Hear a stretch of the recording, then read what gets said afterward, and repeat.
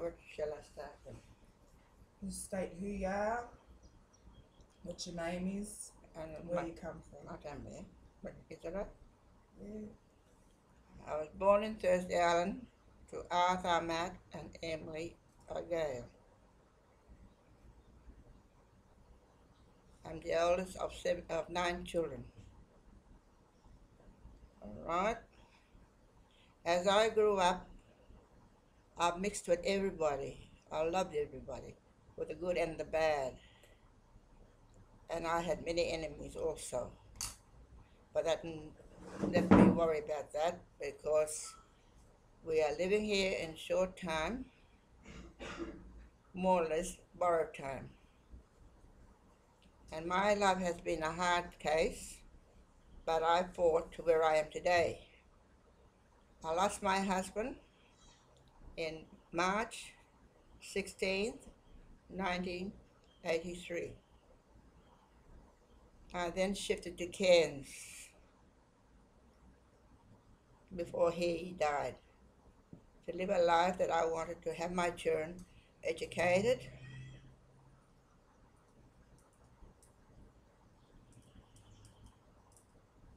As I was a bit handicapped, they were my left hand and I was their right hand. That I put them to school, helped them to school, and today they are grown up women and men, and they gave the pride of joy to me. They are all working, and we will get a good name, but many people are very jealous of me and my children. Can I ask you how old you are? At me now, yeah. I'm going on for 72 in a short week time. My birthday is on the 21st of September 1940. So And you were I'm, saying that you're getting some jealousy and some problems, and you yeah, were saying to me before that mm, they've been doing it through Centrelink and housing and yeah, actually housing as public well. service. Tell me a little bit about that, Aunt. After I left my husband, I came to Cairns and lived here. I met a friend by the name of Bruce Butler. He was a senior ranger of Laura. And he liked my way of living and children.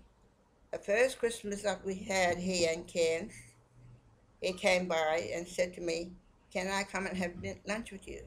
Or Christmas dinner, I should say. And we said yes. So he went to Babinda to his family first. On arriving back to myself and my children, he was most welcome. He sat down and he enjoyed the company. And then later on, we got too friendly, but friendly not too, as people would take it as cheating on one another. I was fair to him and he was fair to me.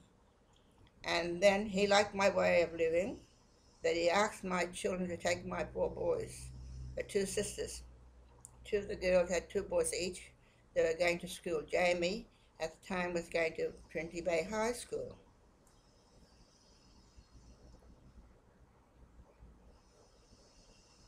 Mercia, right? Yeah. No, you right. Mercia is the oldest daughter. By the help of the Hopevale boys, got her a job, sending her and Jackie back to college to tone up their education. I was well pleased with the outlet. Now, as I said, I'm growing older and wiser. I much pride of joy of my children that they have standed still at time. Now today, I'm a proud mother, a grandmother, and a great grandmother. How many grandkids you got, Aunt? Yes, Osel, Sydney, Sydney, Daniel, Christopher, and Michael. That's far from Mercy. Mercy got 2 boys, all right? And then Emma got 1 boy. So about 26. Grandkids and great grandkids Yeah. all up. Mm-hmm. And I'm great grandma to one now and another one coming soon. Is that all right? Yeah, you're right. As I was saying, life is very hard for every one of us, but we mustn't feel sorry for ourselves. We must look ahead. And to keep this world going, we have to sit down and think before we leap. Without thinking, you won't get anywhere. But argument, you can't get anywhere. But to have friends around you, to sit and talk, not to argue the point, but to sit and think, what are we going to do next? Am I right? And what do you think about black fellas and their relationship with the governments over the years? The white man is not being fair to the black man. They want their own way, everything their way. And yet white men, they look on judgment after calling up the Aboriginal people for knowledge, which the Aboriginal people have more for the land, the sea, right? Their families. Never once Aboriginal man goes and tell a white man. They keep it to themselves. We talk, and actions speak louder than words. There are many people today who are Aboriginal are putting themselves in the white man's shoes.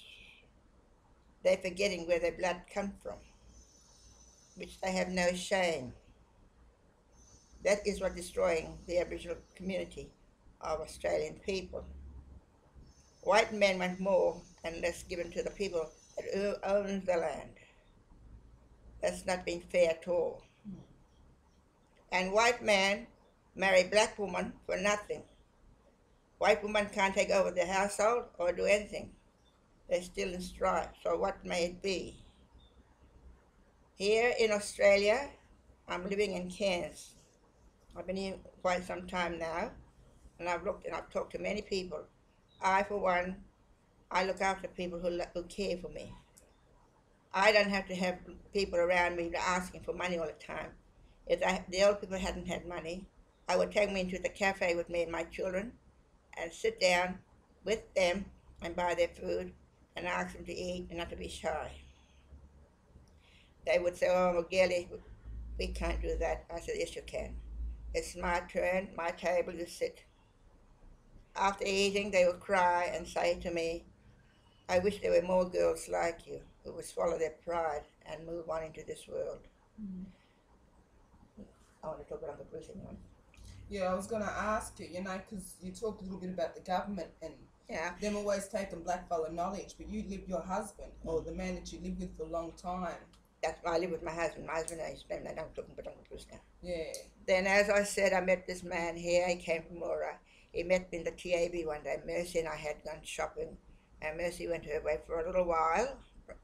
And then, while sitting there, a man came and sat down to me. He was in the Ranger's clothing. And he introduced himself as Bruce Butler, and I introduced myself as Mara Brown by my second name. What year was that on?